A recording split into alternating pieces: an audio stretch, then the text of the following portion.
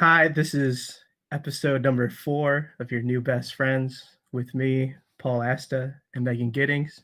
Today, we're going to be talking about literature and pop culture, as well as readings in terms of public events, what we think about them, what's in fashion, and I don't know, maybe some other stuff. We'll just hash it out, you know? Yeah.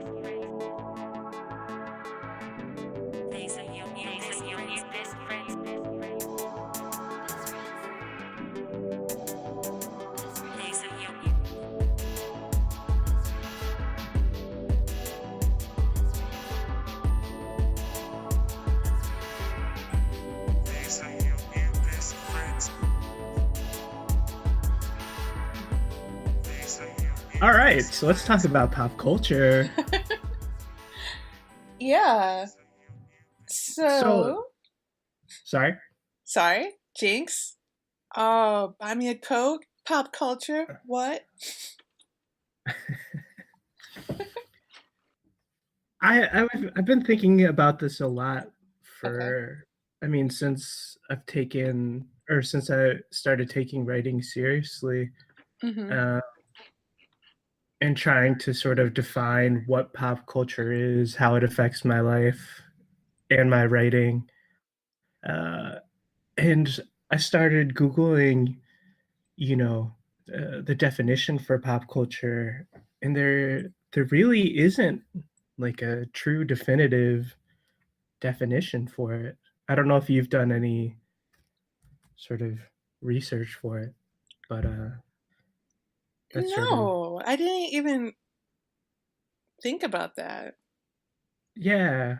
I mean, I didn't either until we decided to sit down and do this episode, you know. Um because it's just something I think that's generally accepted and sort of uh universally known, I suppose. Well, like country by country, like if you're like a wealthy United States, UK, China, Japan style country, Mhm. India, you have like a pop culture that because you're all connected. And we have like the Mhm. American benefit of people where we like force our pop culture on other people. Although force is kind of like a rude word. Maybe like force plus people like it sometimes. Yeah, I think this is something. God, why can't I fucking talk today? Uh, Because we've spent 43 minutes on technical difficulties already. this is true. But something about pop culture is that there's like this difference between like pop culture and mass culture.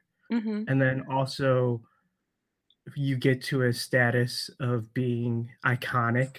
You know, we have figures not only in literature, but like music icons, especially that transcend sort of cultural boundaries, I suppose. Um, Yeah. whether that's like Michael Jackson, Madonna, Prince, David Bowie, You know, you it know. kind of blew my mind. I used to volunteer, and I'm trying to set it up again at Girls Inc. in town. And one of the girls, they like the pop culture they knew, it was incredible to me.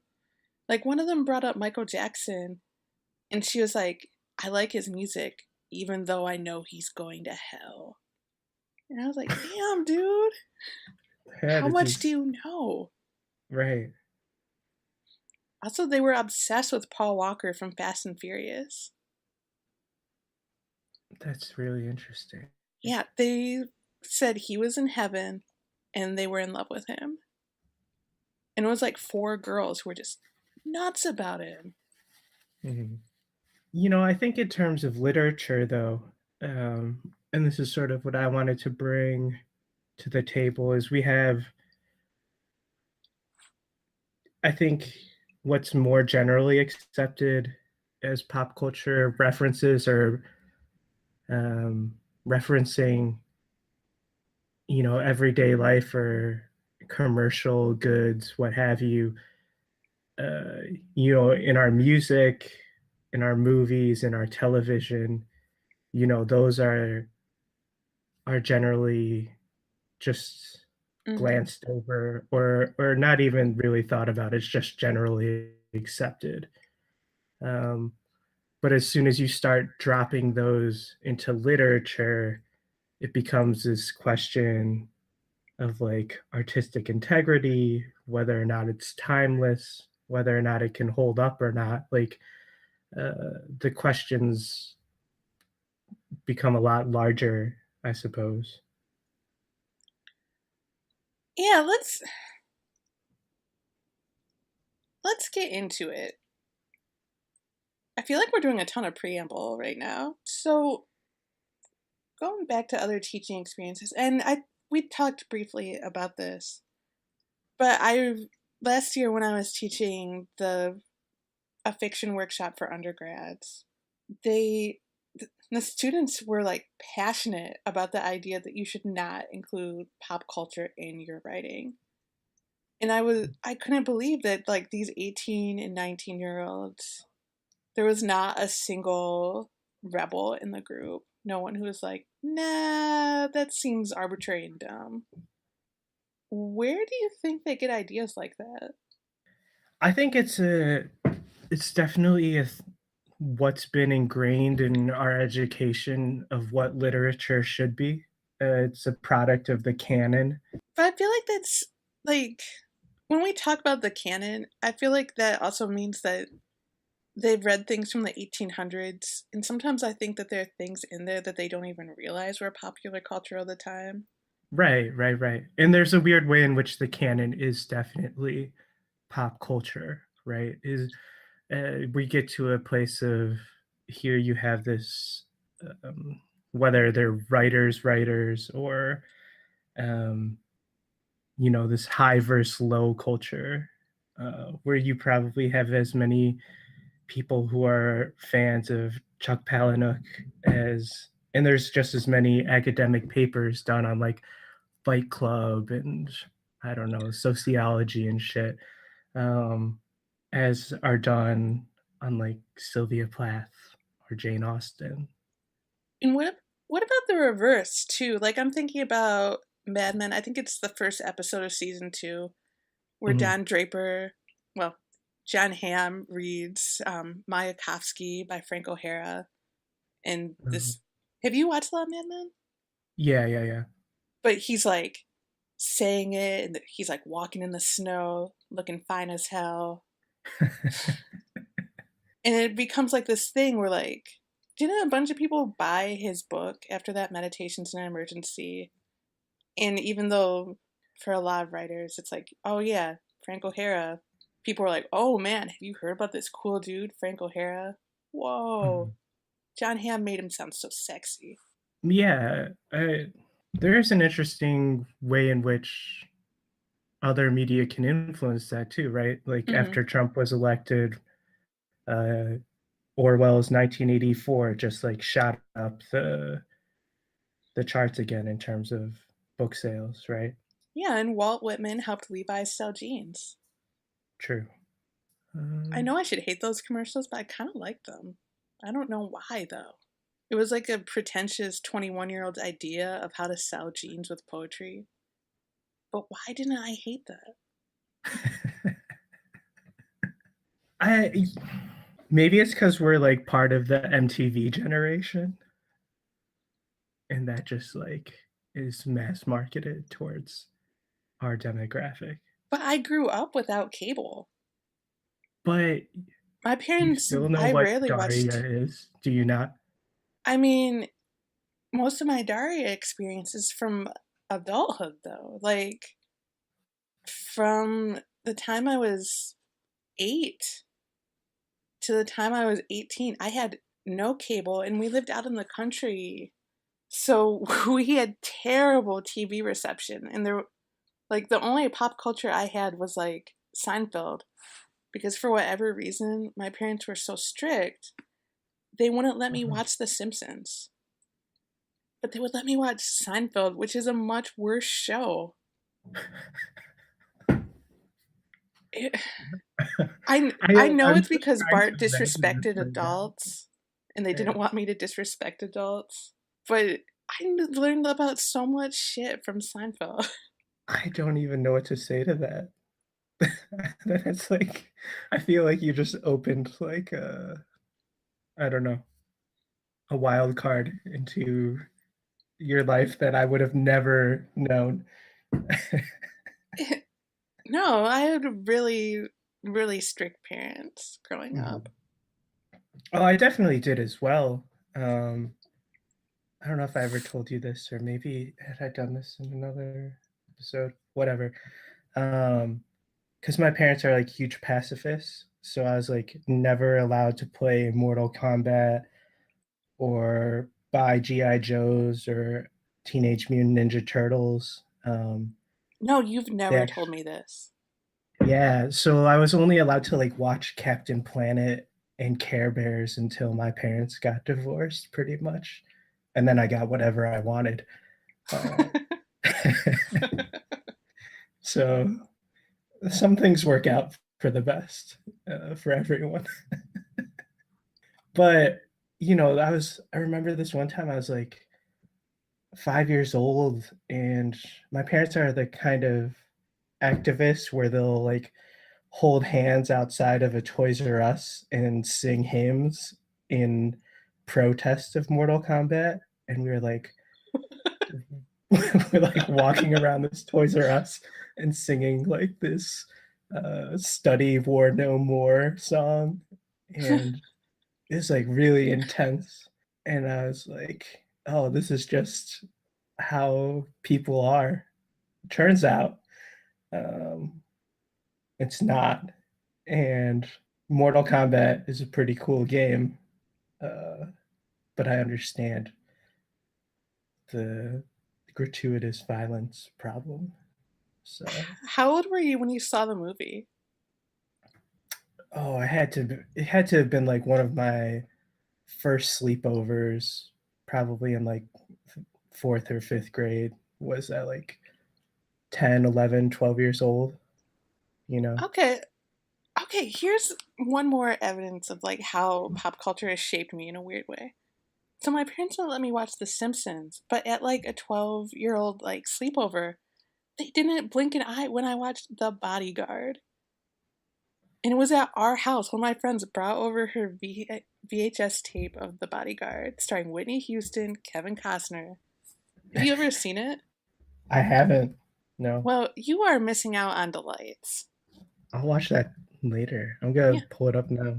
A dude breaks into Whitney Houston's house and masturbates on her sheets.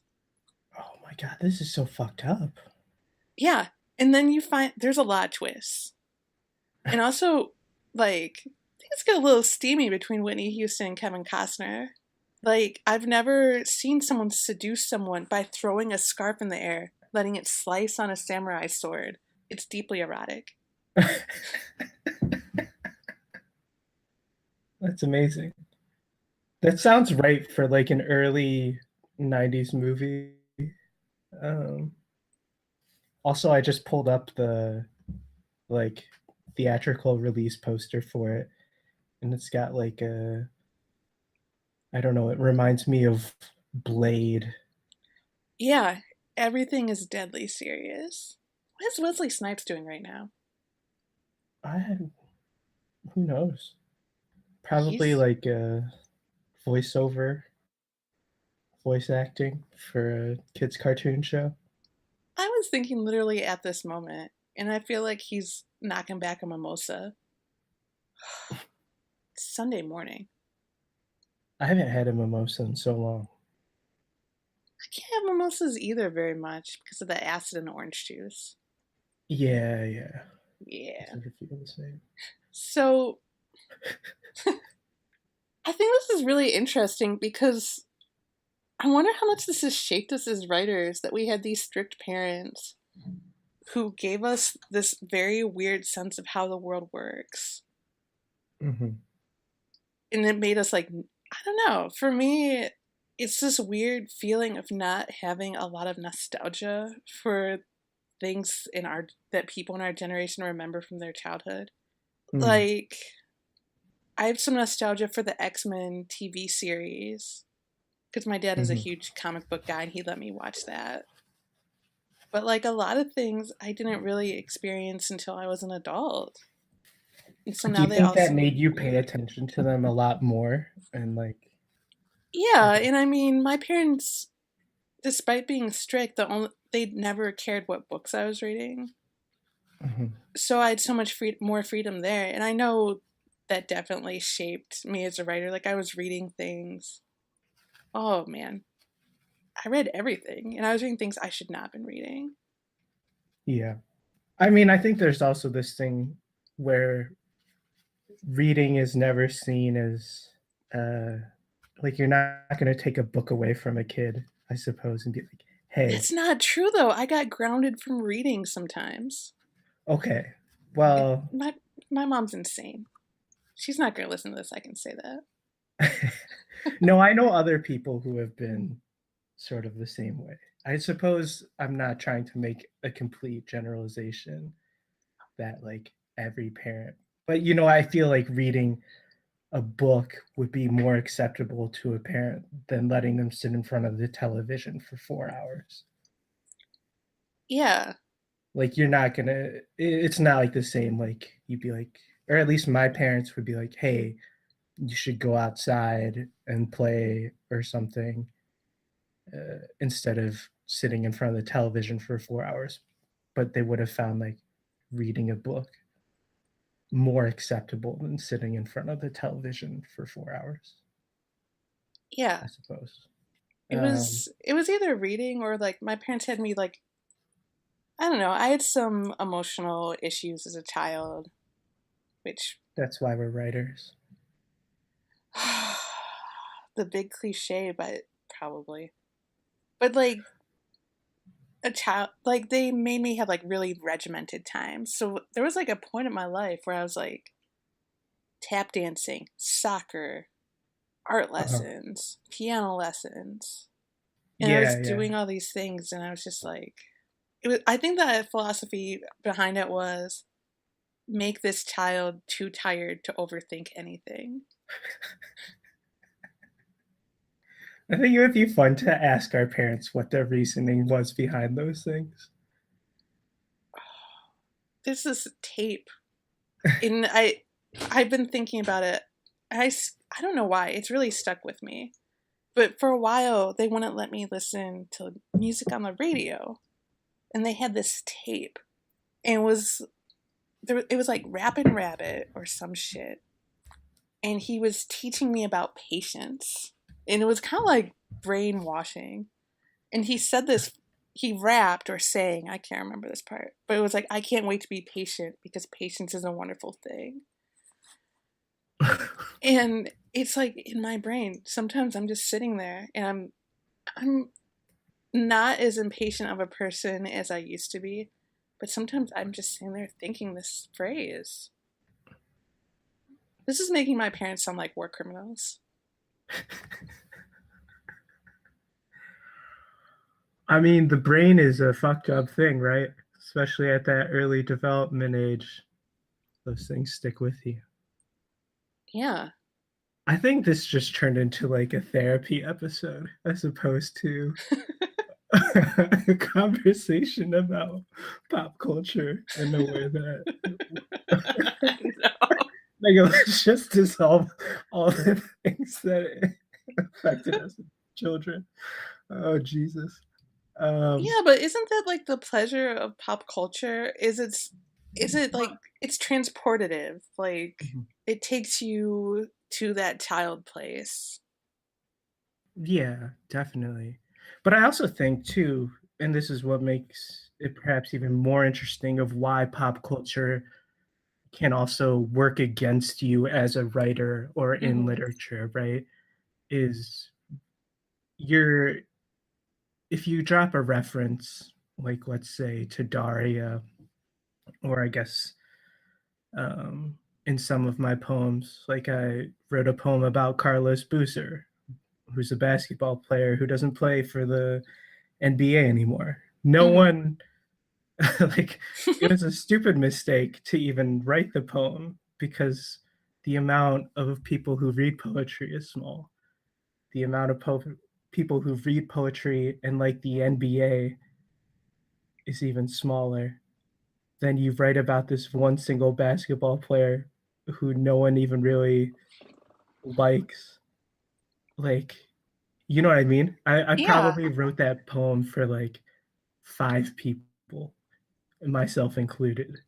Um, but it does become a way in which you can alienate your reader, I think, with pop culture, or if they understand those references and whatnot, definitely it does more work for you in terms of giving them like emotional depth or um,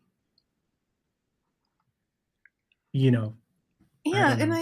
I think if it's done well, and this isn't to say that your poem wasn't done well. I think I think even if someone doesn't know like the exact specificness of this person's life, it gives you some sort of insight into like it's another entryway into the culture. Hmm. I'm trying to find. So I've been obsessed. Obsessed is a terrible word, but I think it's just been on my mind a lot. I recently finished reading Patty Yumi Cottrell's "Sorry to Disrupt the Peace," and I've Oh mentioned yeah, it yeah, to yeah. you a few times. But there's this moment in the book that I love where the main character Helen, she's talking about her life in high school, and she goes off on a few pop culture tangents. Like, here's the first one that is hilarious to me because it tells you exactly what we're talking about. So, when I was a freshman in high school, everyone called me spinster from a book because of how ugly I was and the state of my generic off brand clothing and shoes. At that time, I had not discovered clothes from the dumpster. I wore beige caftans from Kmart in the summer, and during the school year, a beige shirt and pants uniform. From far away, it probably looked like I was nude. If I walked past a boy in the hallway, he shrieked and made screeching noise. "It's the spinster from the book!" Then he would stick his finger in his mouth. The truth was, I didn't mind the quaint and old fashioned insult. I thought spinsters were interesting because of the books I read, Jane Austen, George Eliot. There's more to that, but it was so interesting to me. And then she goes further in this one chapter. Hmm. I'm almost essentially reading a chapter out this book because it's a short one. But this is one of my favorite things. And I feel like it revealed so much to me about this character in a weird way that I think pop culture can do. So at the age of 16, I was obsessed with a person I didn't know. And I used this obsession to get out of the house and see the world outside of suburban Milwaukee. I followed Fiona fucking Apple, around on tour across the country one summer by myself. I bought bus and plane tickets after saving up every paycheck from a seasonal mall job at the incense store. Instead of staying at motels, I tried to befriend innocent looking people at the shows and hint that I needed a place to spend the night. And I'm going to skip all this stuff about how she did it. And then, so does this then.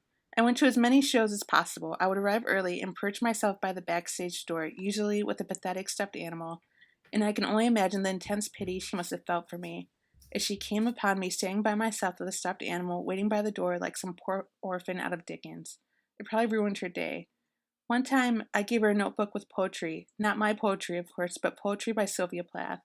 I tore out my favorite poems and glued them into a notebook. I myself didn't write poetry. I had no interest in writing anything. I thought poetry was boring but cool. And she asked me why I liked Sylvia Plath. She seemed genuinely interested to know why. And I told her I liked the poem about shoes that rhymed, and Fiona Apple sort of smiled. She told me to read Maya Angelou's I Know Why the Caged Bird Sings. Then her tour manager pulled her away from me. Wait, she's trying to tell me something. No, wait, but she was easy to pull away because she was small. And then she talks about Fiona Apple a couple times later in the book. Yeah, I thought I really, really like this book, but I think there's something so interesting that pop culture can do to make a life seem fuller. Hmm. I mean, do you think it's because it's more grounded in the world we live in at the moment. Mm-hmm.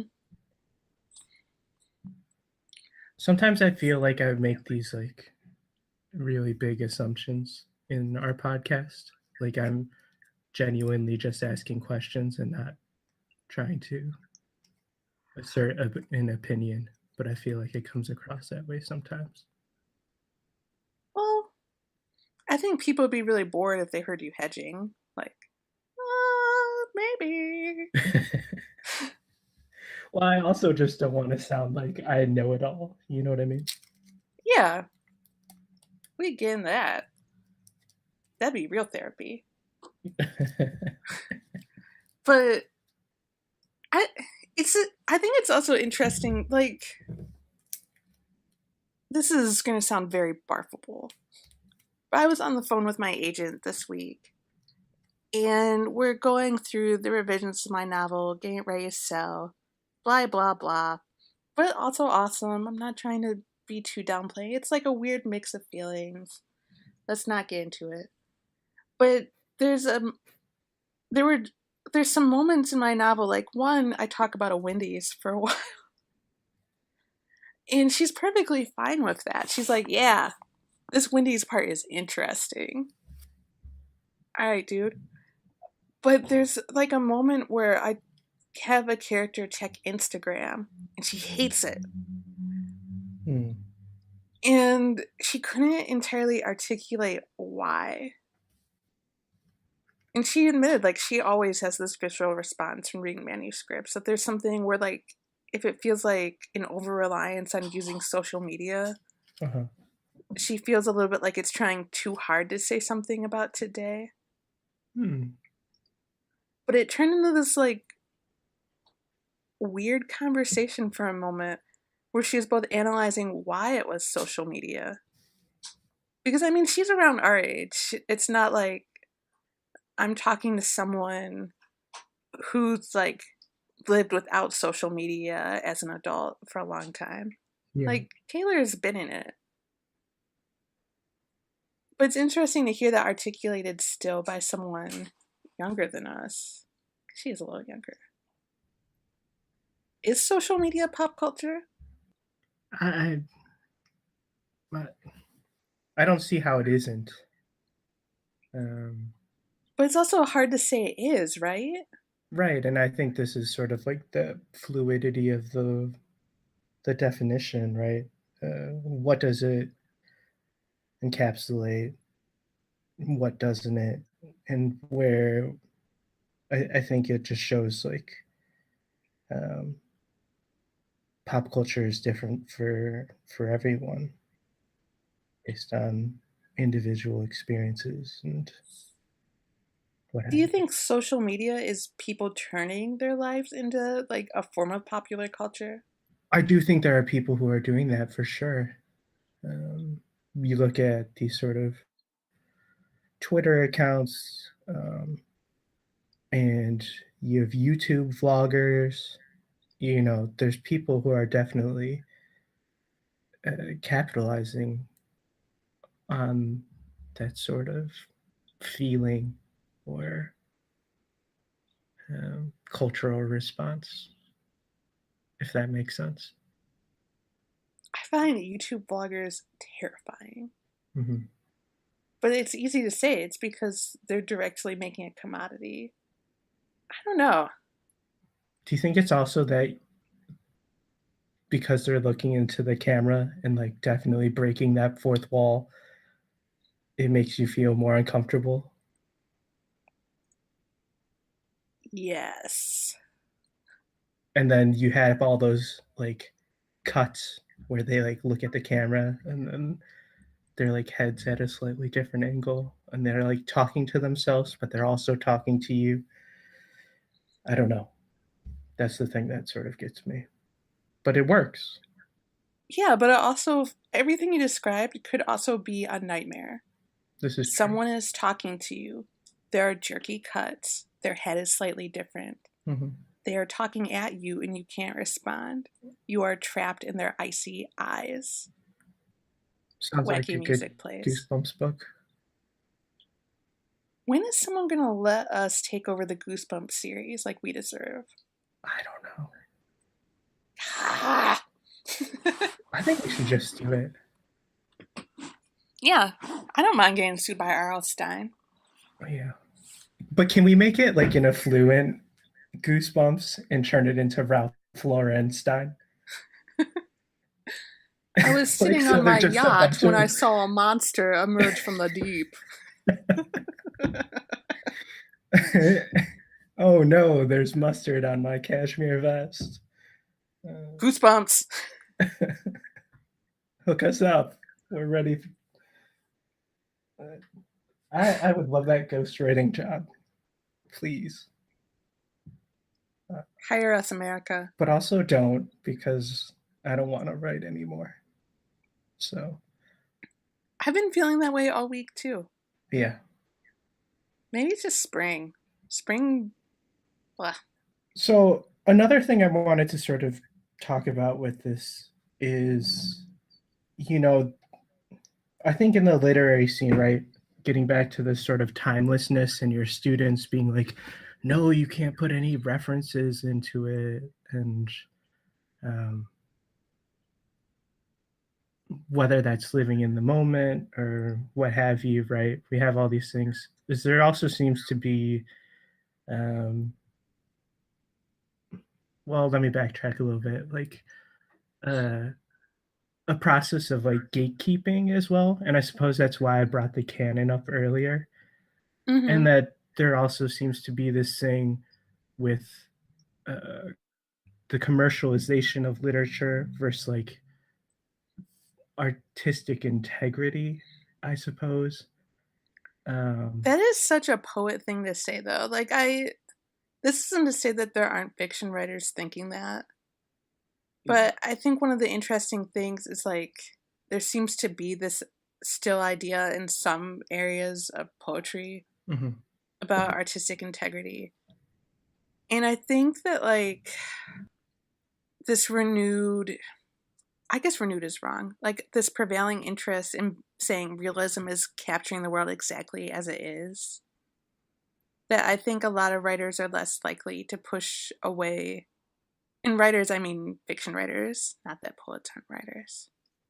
But there's less of that overall like integrity thing. Like Zadie Smith's big novel Swing Time is there's so much of like dance culture in it. but okay, let me just propose it to you as this way: is and this becomes like a conversation of like contemporary versus history, right?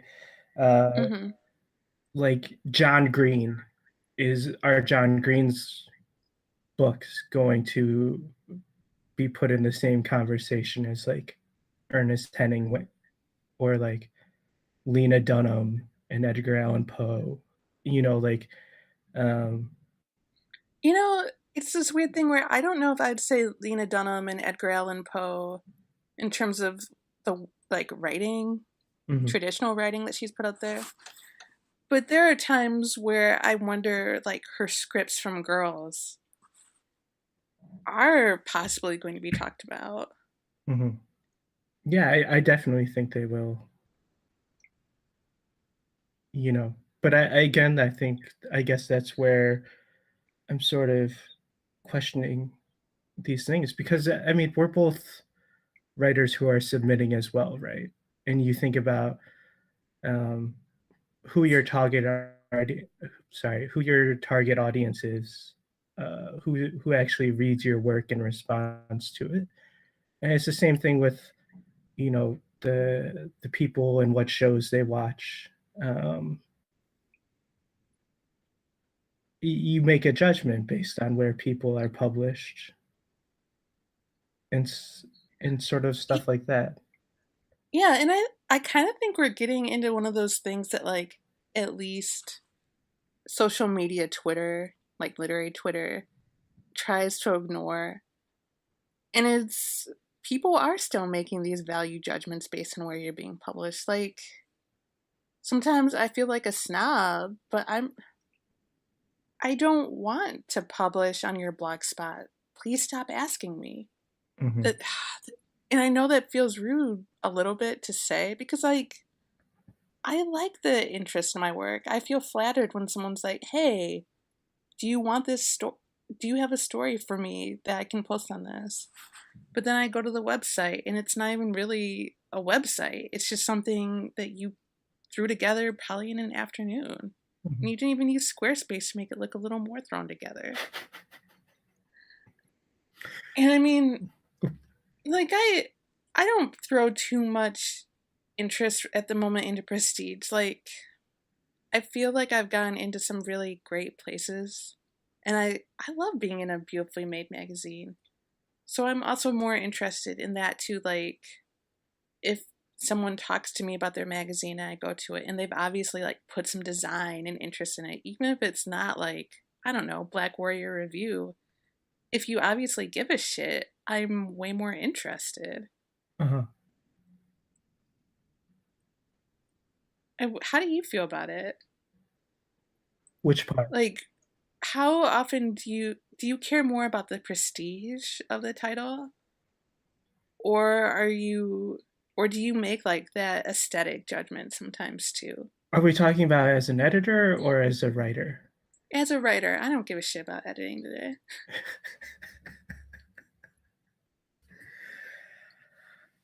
Oh man, I think for poetry, maybe it's a little bit different than Mhm. fiction writing in terms of us being able to submit multiple poems at one time in a packet. I can play with range a little bit more, whether I want to turn in a series of poems that all correlate with each other or like a different range of work and just maybe hoping one or two land, right? I can sort of Mhm. blanket submission or blanket submit my submissions a couple of different places and see what happens.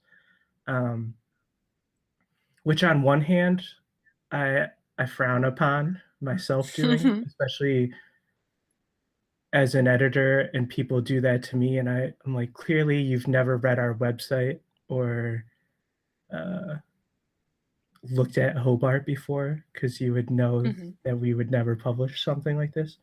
But I would say I do my homework and I look for that aesthetic choice, and I only submit places where I think not only to like one, I want to be a part of this, and like two, I think I would fit in here. You know, sometimes how I make value assessments too is that there are, and I think this is the best thing Twitter has done for me, is because I know that like the range of lit mags is out of control sometimes. Mhm. Not sometimes, all the time lately. Like there's so many magazines. And one thing I do is like having, and I try to read whenever I really respect and admire a writer's work. I try to read where they've been published or read their publications. And then if I found out, and I check to see where are they forthcoming, where have they published? Because if I feel like my work is at all in conversation with theirs, Mhm.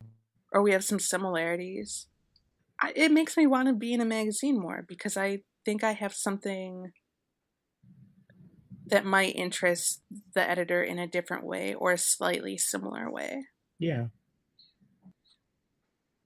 Do you ever think about other poets like that? Like, these are my contemporaries who I might be in combos with for a while? Or do you think like across genre? So you're asking me about like poetry contemporaries? Yeah, like are there people who you see they've been published somewhere and it's not like, oh, if this motherfucker can get published there, I can. No, I've never thought about poetry in terms of like, oh, this motherfucker. Like, I've I would say I've worked very independent of that.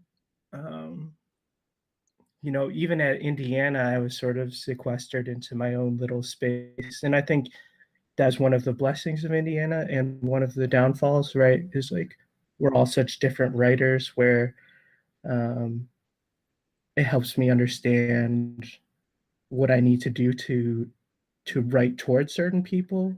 Um, but it also made me feel more alone when no one understood or even tried to grasp what I was doing.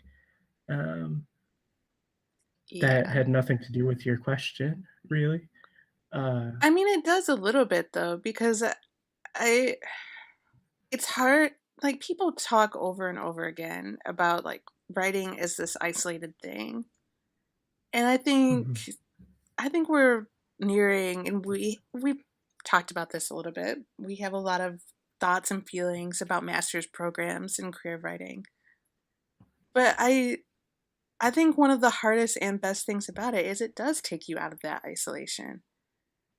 mhm, So if you have a strong idea of what your work should be, it can be very frustrating. But you also need that to not start writing the same as like the person in your program who's getting all the pubs. mhm. I mean, there's definitely poets who are who I admire their work and would love to be sort of put in conversation with. I don't think I Hmm. necessarily am uh, at all, but I would just two names that come to mind are Marcus Wicker and Hmm. Mark Liedner. Those are like two people whose books I recommend to anyone who's like, uh, I like your poetry, but I'm like either I'm new to the game or uh, I don't know where to sort of start with reading contemporary poetry. So Hmm. those are two people whose work I admire greatly, and um, I don't know. That's just Yeah. I think the other reason why this is on my mind is just one of the terrifying things is like now that my book is getting ready and I have an ambitious agent, she wants to start big. I hope all people have ambitious agents if they have to have one. But mm, it's like who she's like who and she's like you can't say your friends, you can't say your teachers. Who are writers who are selling in the literary marketplace who you see your work in conversation with? mm. And it's this thing where like I don't know. Maybe it's just I've been socialized to be overly humble. But I'm super embarrassed to be like, yeah, my work is in conversation with, I don't know, Don DeLillo. Like, I could see it. sure, I could too. Let's sell some books. Oh well, I mean, you're Oh, gonna sell books. It's not a question.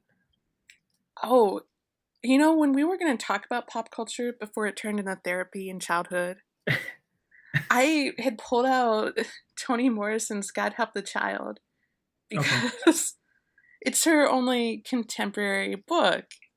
And I there was this moment when I was reading it, and I think it came out maybe it was last year or 2 years ago. I can't remember. But there's this moment where like a character is talking about a PlayStation, and it blew my fucking mind that Toni Morrison knew what a PlayStation was. I don't know why it blew my mind, but I just can't imagine Toni Morrison like firing up her PS2. Mhm. And it got me on this tangent this morning where I was asking John like, do you think Don DeLillo has a PlayStation 4? What is Don DeLillo playing on his PlayStation 4? And the only What's thing I could think that he was playing, you'll love this, it's Goat Simulator. I think Don DeLillo plays Goat oh Simulator. my gosh, that's He's awesome. going to the harbor, he's being the goat, kicking shit over, he's getting multiple points by hitting humans. And then he says, I'm like, this is society. What if he's And he just writes a another book. really big like troll and he's ranked in Rocket League and he's just like this total asshole? That would be He's great. playing Rocket League with my brother and John, and I don't know it. Yeah. He's on Overwatch, and he's just playing as the tank person and just decimating people. I like this imagined life we have for down the low. But Do you think he plays RPGs? nah, they're too tedious. Too many But he options. likes tedium. I know, but it's one of those things I think where he appreciates it, but he has to keep some sort of separation from his work. Do you think he gets pissed off? He's like, you know what? If I had written this RPG, motherfucker. I could do this better. Yeah. And also, these potions are stupid. But okay, in terms of the surprise you have with Toni Morrison in the PlayStation reference, right? Yeah. Um, I think I have that same sort of feeling like when I heard Channel Orange, Frank Ocean for the first time in the intro is the PlayStation starting noise. Yeah, why? Why? Maybe we just feel weird about PlayStation. Oh no, I think it is nostalgic, like Mhm. in the way that you're like, oh shit, like here we go. I don't know, it sets a tone that only pop culture can, I suppose. Yeah. Or the other thing I was thinking about is the book The Liminal War. It's by Ayize. Oh, I'm so sorry if I butchered your name. Jama Everett. And it's about like superhuman people called liminals. But Mhm. is it the Liminal War or is the second one? No, I think it's the Liminal War. And the idea is like there are these battles where they go into the past, and I can't even describe these books. They're insane in the best way. Where like they're I don't know. They're perfect plain books for me. I don't I just zoom through them. But the main characters like go to the past at one point and meet Bob Marley before he gets super famous. Mhm. And they're like just jamming with him in London, eating at a cool place. One of the characters plays the drums for him. It's it's so charming, and I feel like it should be annoying, but I think one of the other things is like it should be annoying because it reveals the writer's interests. Like I sometimes get really annoyed when I feel like the writer is like sitting between me and the work they made. Like it feels sort of like ego to me, but sometimes moments like that, it feels so much like he's sharing like his own desire to go to the past and like see a young Bob Marley, Yeah. that it's so charming to me. It makes me really like him as a person. Hmm. I mean, there's another way in which this works too, right? With Mm-hmm. like historical fiction. Mm-hmm. Because then you definitely get to see like a writer's like obsessions, um, like periods of time they want to inhabit, and like historical figures, right? Giving life to these things. Um, Right. I mean, and then there's a way in which we could go to the opposite end, which is very much still the same thing, and we could get some Drake, Kanye slash fiction. Like, I would love to read some Drake Kanye slash. It makes sense to me. yeah, They would be good together. Or, well, good in the sense that it would be incredible gossip because think of all the stunts they'd be pulling for a while as a couple. mm-hmm. Well, the songs they would write about each other. I feel like they would break each other's hearts in the best way. All in the name of art. It's beautiful. Yeah, So, do you want to talk about readings now? sure. We can talk about Let's reading. do this in a different format now. All right, how to not at a reading. Not naming any of the work you're reading. So, like, just reading your work and not giving the titles. Yeah. Personally, not hot. Same, not hot, but I can't entirely judge because sometimes I get so nervous I forget to say the titles Uh, and just leap in because I'm like, ah. I mean, my titles, so like they're very important for my work. Mm-hmm. Uh, whereas the title is like necessary. So I love coming up with titles. Mm-hmm. That's like I almost enjoy coming up with titles more than poems. Um, so I need titles. They help. They get me to a space before the thing that's being read is actually read. Okay. Hot or not? Banter. Banter. Do you want someone to just play the songs, get through it? Oh man, I feel like this is a tough. I have a lot of things to say, and I feel like name dropping is gonna happen, and I shouldn't. Oh, come up with a cool pseudonym. No, okay, so I won't say this name, but uh Dr. Poem. no, it wasn't even a poet. It was it was Ooh. it was just someone who came to our university to give a reading. Mm-hmm. And the university shelled out. I gotta stop playing with things on my desk. Sorry.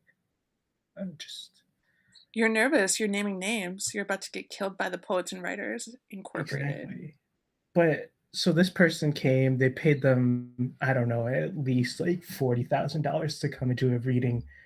Uh Buzzkirk Chumley, like Ooh. red carpet, treatment, you know, the Uh-huh. entire audience is there, and they just spent 45 minutes of the hour that was given for this thing just telling us how we were wrong about everything we thought about, and like uh, let me answer your question by explaining why you asked me that question and how that doesn't pertain to my work, and then read 4 pages of their work, and that was the end of it. And that was easily the worst, most disappointing reading I've ever been to in my life. Yes.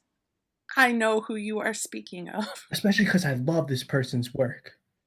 I don't know. I mean, this person is notoriously gossiped about at times about what an a-hole they can be. I don't know why I can say fuck, but when I'm about to say asshole, I get all like a-hole. I don't know. What's wrong with me? But do you think, putting aside hots or nots for a moment, what's more important in giving a reading? Is it to entertain?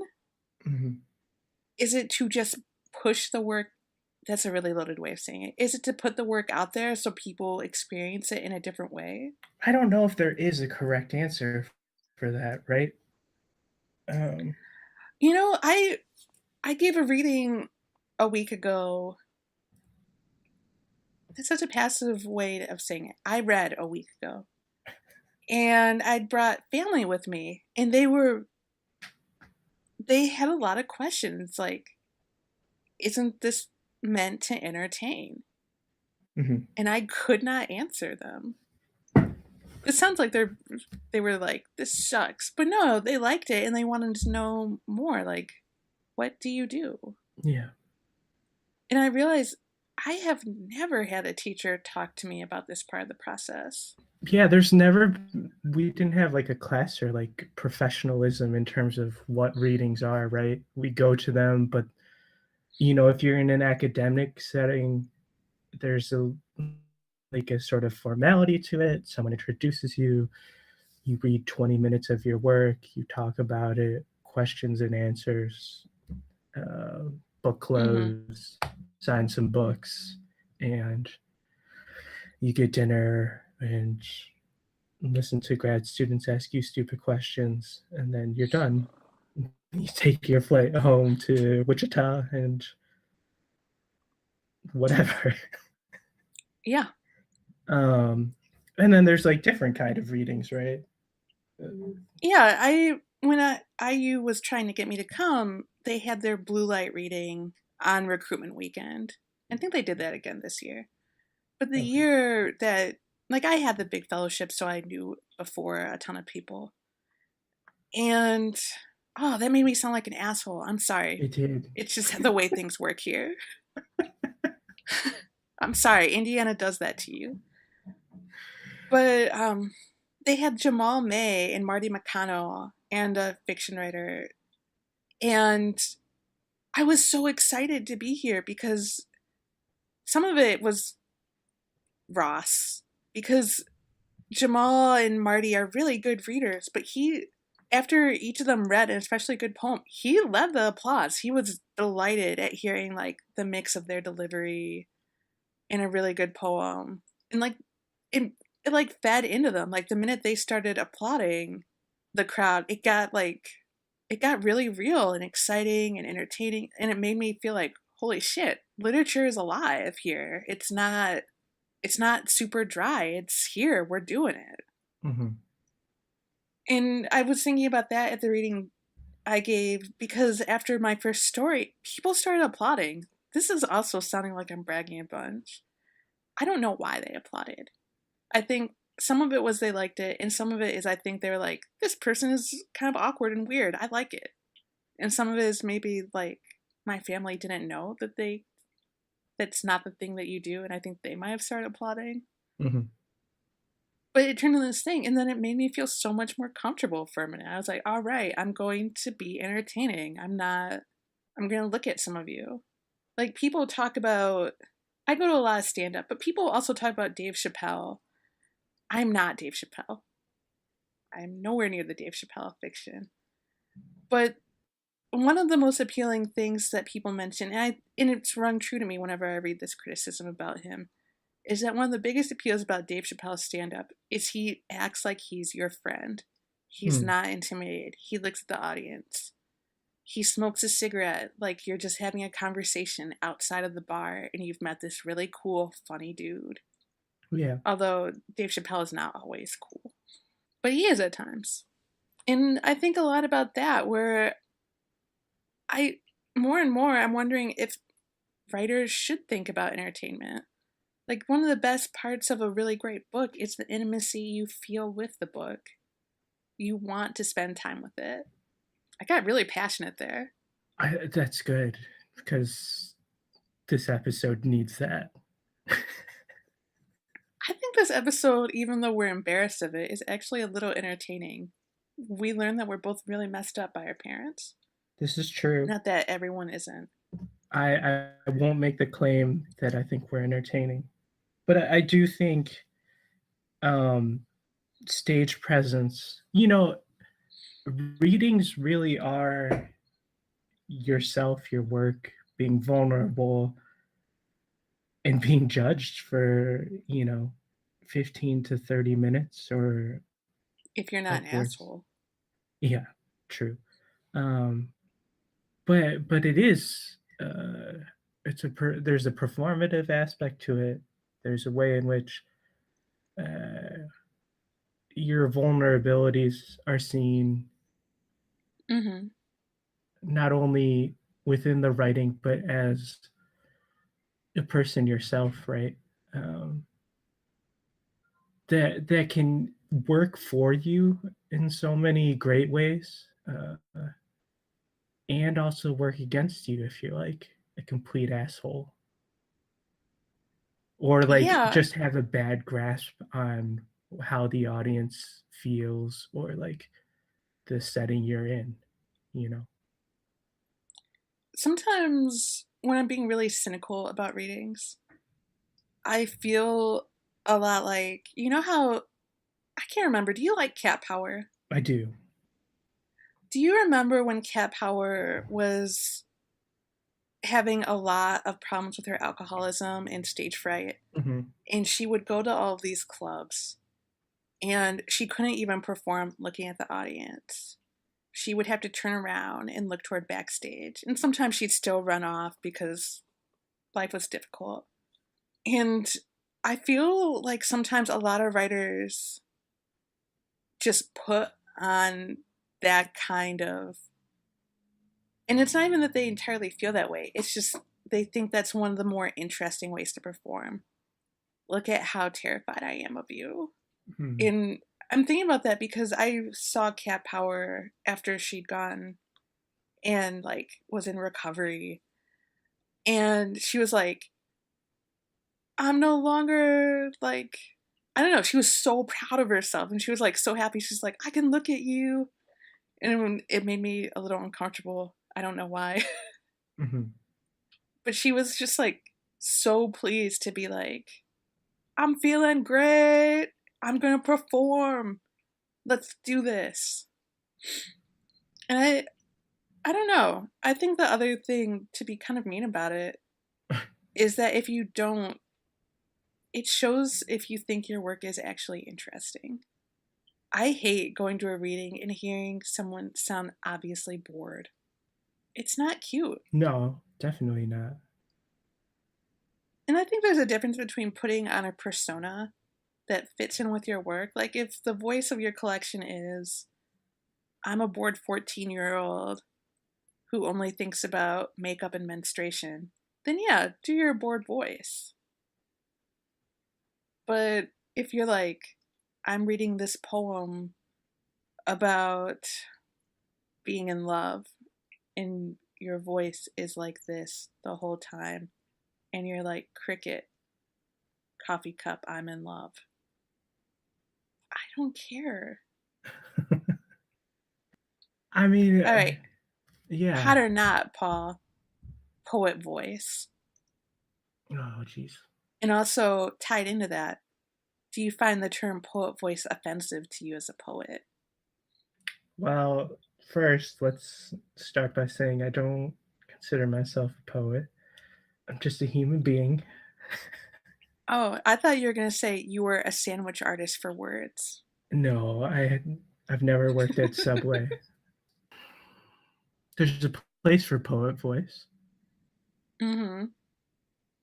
and I think this is, I suppose, why I think you have to know you're reading. I said, like, is poet voice gonna work in a pub full of people drinking and are there to, I don't know, have a good time? No, I don't. That would annoy me. Uh, if I'm at like the Art Institute going to a poetry foundation reading, is poet voice acceptable there? Yeah, sure. I know what I'm getting into, I Mm-hmm. suppose. And I think that's uh, the thing is if you're getting invited to a reading or if you're doing a reading, it's similar to do I fit this literary magazine or this place I'm submitting publications? Um, Mm-hmm. whereas if you're going to go against that grain, it's going to seem out of place or, you know what I mean? Like just as when we did our thesis readings versus reading at Backdoor.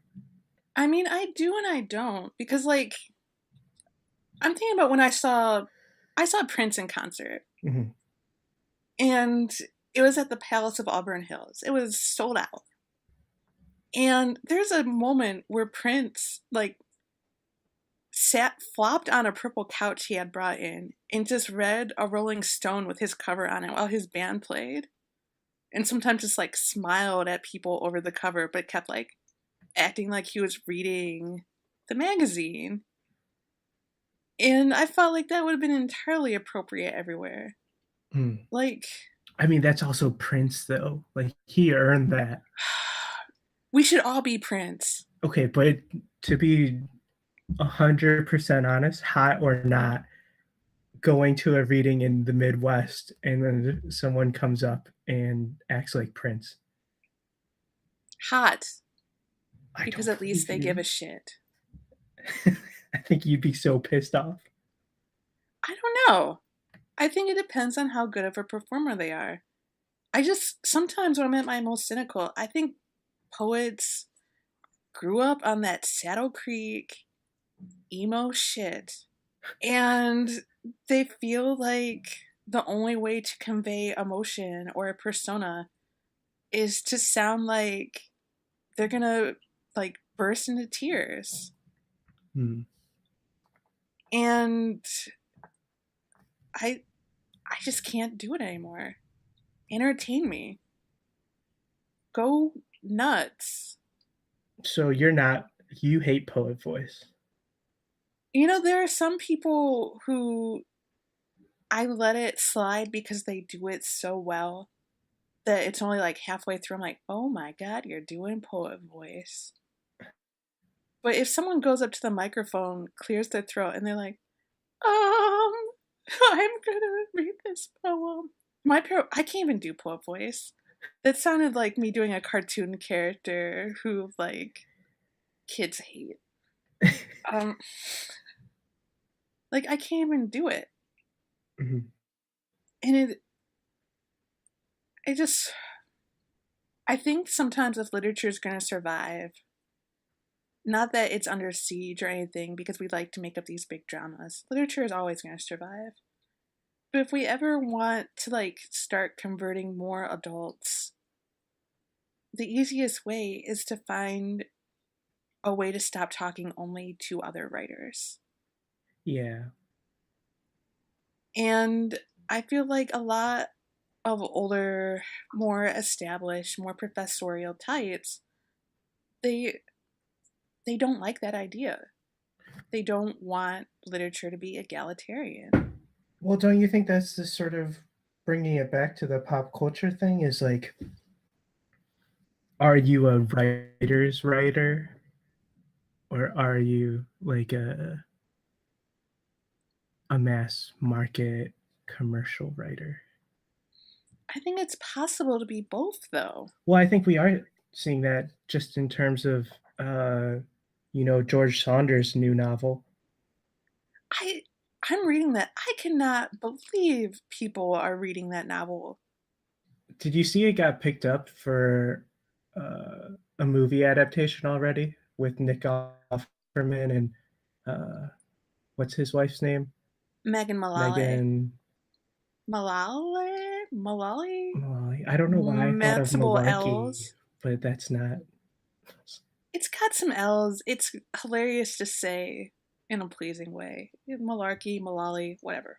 Okay, but they Yeah, just, but I mean, he was yeah, the audiobook with like person, Nick Offerman. 160 different people. I tried to listen to the audiobook, and I actually don't like it very much. Okay, good to know. Uh, Well, I tried to listen to it on a recent car trip, hmm. and I don't like the interstitial narrator. She sounds kind of like a sexy Alexa to me. And she's like identifying all the characters. So it'll be like Nick Offerman's character saying stuff, and then she'll be like, bloody blah blah, but in a sexy way. I can't get any voices right today. That was my Sims voice. I need more coffee. Coffee's But coffee is so good. But yeah, I think you have a point though. Like, I I think it's coming full circle, or even 1984 with people reading it more. 1984 is not like what were it's not the Da Vinci Code. The Da Vinci Code was written in a way where you could read for 2 minutes and fall asleep and not feel weird. I mean, it's just even the length of the chapters. Like the chapters were a lot of them were flash essentially, good. Uh-huh. and it's smart. It's the paragraphs are easy to read. It's written to be easily digestible. Uh-huh. And it's this interesting thing to me that people were reading George Saunders' novel or 1984. And 1984 is a complex book, but it's also not written in like the inside baseball style that a lot of writers like now. Yeah. I mean, a couple weeks back we talked about adaptation, right? Mm-hmm. And so we had Arrival. George Saunders' novel is going to be adapted as well. We are seeing. No, I would say, there's always been successful adaptations, or adaptation has always had its place in our pop culture. You know what I mean? Mm-hmm. Um, but now we're getting some more complex narratives coming through. The Handmaid's Tale. Uh, Yeah. Annihilation. mhm. I cannot wait for Annihilation, the movie. um, You're laughing, but it is going to be probably I don't know. I'm excited. Have you read No, one of those I yet? wasn't laughing at that. I was just You're laughing at my enthusiasm. yes. I love movies. I Uh, go all the time. Movies are That's good. my favorite thing about Bloomington. $5 movies. That's that's true. Oh man, I love it. So that got spirited. It did. I'm trying to think of was thinking a little bit more about adaptations. You know, we have Game of Thrones. I do think we're more willing with our consumption of media, especially with Netflix and binge watching, Mm-hmm. um, to accept more complex narratives rather than the 23-minute sitcom, 22-minute whatever, or the hour long. Uh, I think I we're have one last question for you that ties into all of this. yeah. Do you think the Marvel movies and their success have made adaptations, not just of comic books, of literary work, seem like a good idea to more people? Hmm. It's tough to me because of those being a franchise. And so they Yeah. have so much to work with where it's impossible not to make it work if you want to fit a framework to it. Mm-hmm. Um, But I mean, those Whereas I are think adaptations. they are. I suppose where I see failed adaptations, like The Hobbit, uh, like why that deserved 3 movies, 12 and a half hours. I love Middle Earth. I loved Lord of the Rings, even though they made a bunch of changes. I thought they were successful adaptations. The Hobbit was not to me, even though it, cinematically, it looked great to me. But What about Shadow of Mordor? Is that a successful adaptation for you? in terms of a video game, In general or video game? What else? Does that capture the feel of Mordor and Middle Earth for you? eh, no. That to me felt like playing Assassin's Creed with the Lord of the Rings skin on it. I don't know. You don't think that like they should have remade some of the movies with Ratbag the Coward or however he showed up on your game? People calling you Man Beast, No, Grave Walker. I'm good. I'm not good. I'm not gonna live until there's an MMA style Middle Earth adaptation. Oh god. They're coming out with another video game. Yeah, I know. Yeah. This household's excited. Well, that's good. I think they're good games, but I don't know. I mean, they try to adapt video games from movies and they're garbage. Oh, they're incredible garbage. I can't think of really one successful one. Even like I saw World of Warcraft. I could spend Why five did more you do hours that? talking about World of Warcraft. Uh, you look at the original Mario Brothers movie, Ratchet and Clank, which just came out like in the past 2 years. Um, Ugh, you're bumming me out. You're Halo, talking about all these Final terrible things. Fantasy, Spirit Within. I think. What was that? Actually, that one's not too bad, and that one's sort of like groundbreaking in its own way. We have Ghost in a Shell, which isn't really video game at it is, but it isn't. Uh, Ugh. I think we have another episode to sort of talk about video games, I but think that'll we be for do another because day. I've heard so many people be like, video games aren't art. That I think we could get into it. Oh yeah, definitely, especially in the past decade. Yeah, let's There's do some that. like really beautiful narratives in video games that have cropped up. You guys don't have a Nintendo Switch yet, right? No, we're not But money bags. I've heard like really good things about the new Zelda. That's all. All right. That's a tangent. That was a good tangent, though. Feels very on brand. So, do you have a hot or not for me? Um, hot or not, dressing up as your favorite literary character. Not, but I find most costumes disturbing. But I had this incredible idea yesterday that I want to share with you. Okay. I want to start a pizza franchise called like Pups and Pizza.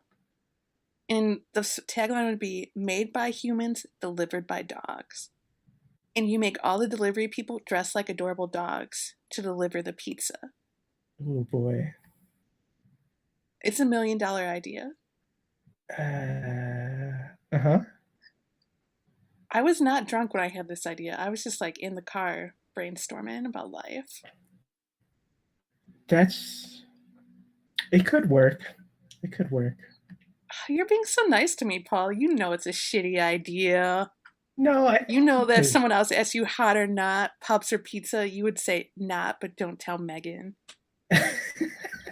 That's not true. I'm just worried because I think about who pizza delivery people typically are. And if I saw like this grimy 23-year-old who I know is just smoking blunts in his shitty Oldsmobile Cutlass giving me my Papa John's pizza at 10:30 at night and he pulls up in a goddamn dog costume, I'm gonna be freaked out because either one, I'm gonna be like drunk as fuck or stoned out of my mind, in which case. But so I think that would weird me out a lot. And then I'd worry that my pizza delivery guy was potentially like a furry or something. But that's just where. Well, I thought we could like get the furry market. We could get the weird kids birthday party market. Mhm. And I think we could add a little more surreality to eating that pizza. The dog delivered it to me. I mean, I'd lose a ton of money on dog costumes and dry cleaning the dog costumes. I know that. I mean, this is not ready for Shark Tank, but in like 5 years when I am on Shark Tank pitching this, it's going to be an incredible YouTube clip. I think no, I think you can get dog onesies for pretty cheap. Yeah, I was looking at Amazon when I was thinking about going out on Halloween, and you can get them for like $15. Exactly. So you're not really. You can just toss them once they get gross enough and buy new ones. See, now you're on board. You're soon going to be an investor. It's going to be incredible. See, I wasn't completely against it. I was just worried about the the nasty side of pizza delivery. Oh, I know it's nasty. Like I've had friends who like pizza delivered during college to make some bucks. And they Mhm. talk about the number of times where if they had like a late shift, someone was like, "Let me tip you in PCP," Oh god. and they'd be like, "Ah, bosso, maybe." All right, let me do one hot or not for you. Okay. Okay. When you watch a PowerPoint presentation, do you think dissolve wipes hot or not? When the Ooh. slide dissolves into the one after it. How much? How? What do the slides look like? Are they just black and white? Are there Yeah, they're just borders on like them? white background, black text, but someone got a little fancy with the in between stuff. Okay, not hot. Why? I'm a big fan of all or nothing. So I need So if you're gonna go glam, you gotta give me like incredible slides with the transitions. You need to earn those transitions. that's a good point. You know what? I agree. Not hot. Well, this was a therapy session between Megan Giddings and Paul Asta. If your parents wouldn't let you watch Mortal Kombat, or The Simpsons, drop us a line. You could be the third Your News best friend. I don't know. Is that what we call ourselves? Do we call ourselves things like that in the abstract? I think so. I am your new best friend and you are your new best friend. Yeah. That sounds really culty of us. Well, that's sort of like our dog idea. Oh, and then it's a secret cult and they pay me back. Yeah. And they tithe to me. I And like I that make I a just secret said dog god. our pizza idea, and, Yeah. and you just totally sold it to me. So Megan B. Selling. perfect. Anyway, this was brought to you by Fear No Lit. Thanks, guys. Our ending music is by Scott Fenton and Jesse Ramsey. No, that's our beginning music. Who cares? I need coffee. And this was produced by John Cameron. Thanks for listening, my dudes. Yo, no.